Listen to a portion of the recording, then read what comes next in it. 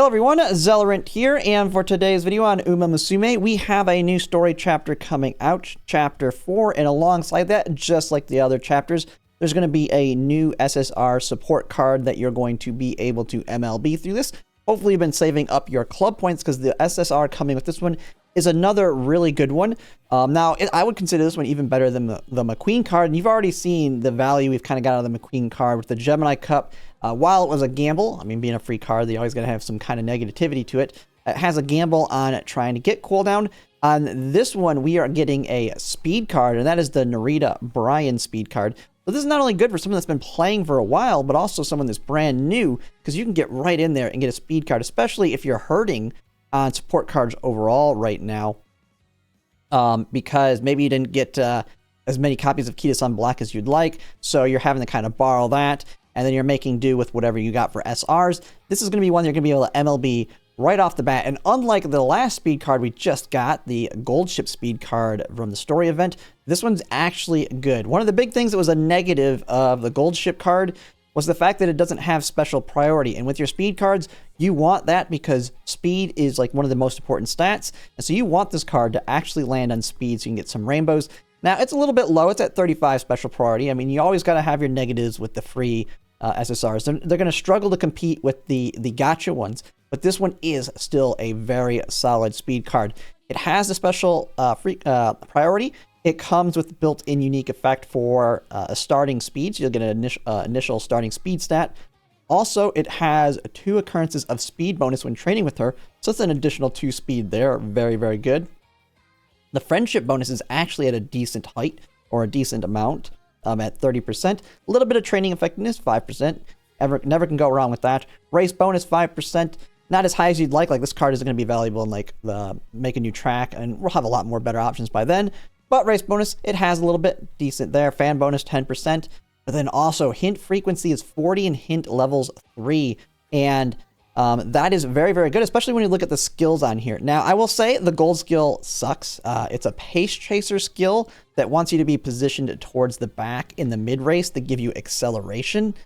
And so that's the one big negative I would say of this card is the gold, because all of the SSRs come with their golds. This one is overall bad, but it does come with a lot of good skills on here, especially I would say for late surgers. Because, well, all of them in general, especially for the mediums, because we're about to do the Leo Cup, and it comes with medium corners and medium straightaways, 2 really good skills there. Then you have the green right-handed that it comes with, which is going to be the, that's like the predominant direction for a lot of CMs, including the next one, the Leo Cup. So this card right here, just for general use, has right-handed and both medium straightaways and medium corners. I know a lot of people were using the Agnes Tachyon Wit card for that.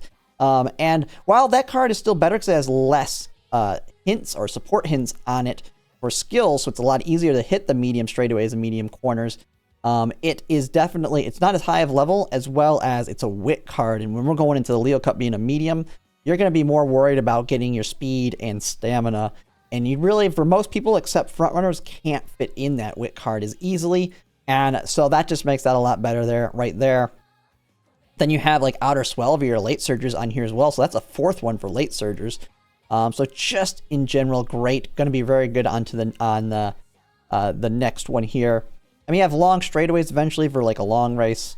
Not as good on that, but I mean, overall, everything you're getting on here, you don't really, I mean, I don't really care about the whites as much now. You might be able, for your pace chasers, take advantage of hydrate hints. If you're using also the special weak speed card alongside this one, you can get yourself a nice fat hint on there. They give you a very good discount, which discounts are, I think people are starting to realize how important, even though it comes with the skill, if you can have other cards that can help give you discounts to make it that 40% cheaper, it makes it a lot easier to build a very strong Umo with a lot of skills. This is especially true on your front runners.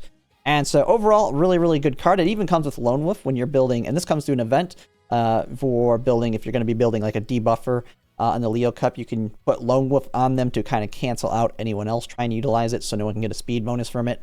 And so overall, pretty good. I mean, the biggest drawback is the fact that the special priority is a little bit lower, and the gold skill pretty much sucks. So yeah, that's pretty much it there. And with this, I mean, this is always going to be available. So if you're coming brand new into the game, this is something you're going to be able to earn. This is going to be always there and available. And what's even nice, if you're new right now, you also now have the options of the 2 stamina cards. So you're now going to have a free speed card that's always available, a free stamina card that's always available. And then we're actually going to be rolling into a Silent Suzuka stamina card here at the end of the month. Well, I think it's actually going to be beginning of the next month with part 2 of the half anniversary. So overall, I think now it's going to be a lot easier for free-to-plays because now they're going to start having cards that can really use as stat sticks. Not as good on the skill side of things, and you still have to try, you're still going to want to really work on getting good parents and grandparents to get stuff. But this is a great start, and I think everybody's going to be able to utilize it on especially those medium champions meetings. But yeah, that's pretty much it. Just make sure that hopefully you saved up your club points. If you have not, start working on making sure that you do those shoe donations. And if you can also get a decent enough UMA, if you have a decent one that people might want to borrow for building their aces or even other parents, make sure to put it out there and advertise it, because you can get 100 club points from that alone. I mean, I have over 14,000 club points just because not only am I doing the shoe donations, but that is basically getting double the club points per day if you have someone actually borrowing your UMAs for making parents and aces. So overall, that's pretty much it. I thought I'd go ahead and bring that up. There is also, now I had not talked about the 2 new support cards coming out along, well, I wouldn't say new, the 2 support cards coming out alongside Gold City, because they're ones that have already existed. It's just kind of like a rerun banner. But on that one, easy skip. We already know the reasons why. I've talked about it in every single one of them. These ones have always been available, so you may have gotten a couple copies of them already. If not, they are cards that you can potentially borrow, because they are decent ones, but not worth it when we have Umamusume Zensky, Nice Nature Wit, and Riko Kashimoto, the same, dropping here very soon. That's where pretty much everybody's carrots should be going. Unless for some reason there's an Oshi UMA that's coming out as well, like Gold City, for example, or maybe very early after Riko that you might want to be saving for. But that one's super easy to skip. So I haven't really gone over that one. I thought I'd just kind of mention that real quick here as to why I didn't make a video on it. And kind of mentioning the Leo Cup here, I'll be kind of making some videos on it coming out here soon. As I've already got my parents basically built for it, and I'm actually starting to test out some potential ace runs on some of my UMAs to kind of get a feel for what you might need to do to actually meet the stat thresholds, as well as getting the skills if you want to actually be competitive on it and win.